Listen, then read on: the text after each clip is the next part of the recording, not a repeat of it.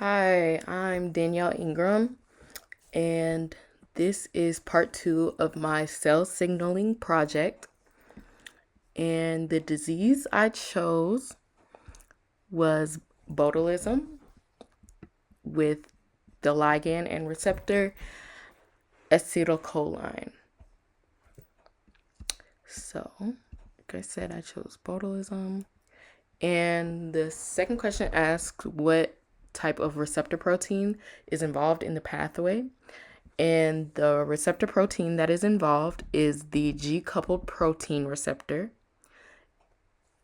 And it has two binding sites, and the binding sites are extracellular. The ligand that binds to this receptor protein is the acetylcholine.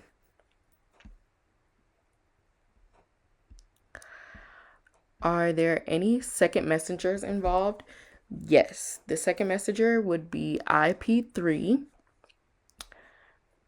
and any scaffold proteins involved. I said no.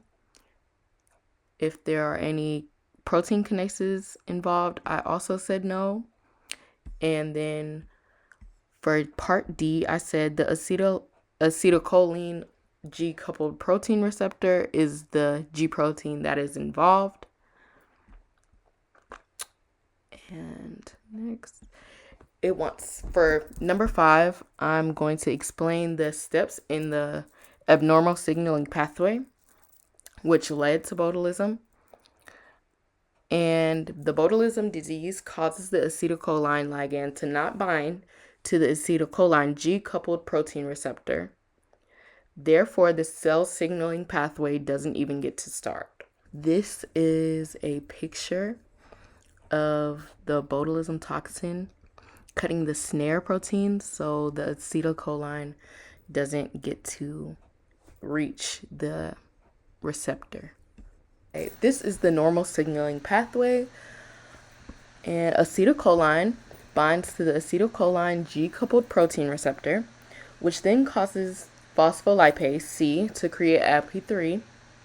IP3 then binds to and opens the IP3 receptor on the endoplasmic reticulum, also known as the ER, which then releases calcium through it, and calcium, with the help of CAPDR, then signals the myofibril to contract.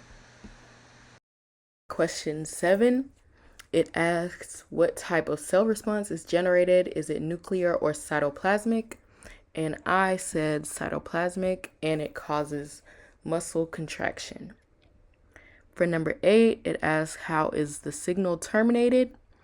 And the signal is terminated through hydrolysis using the enzyme acetylcholinesterase. And here are my references that I used. And thank you for watching.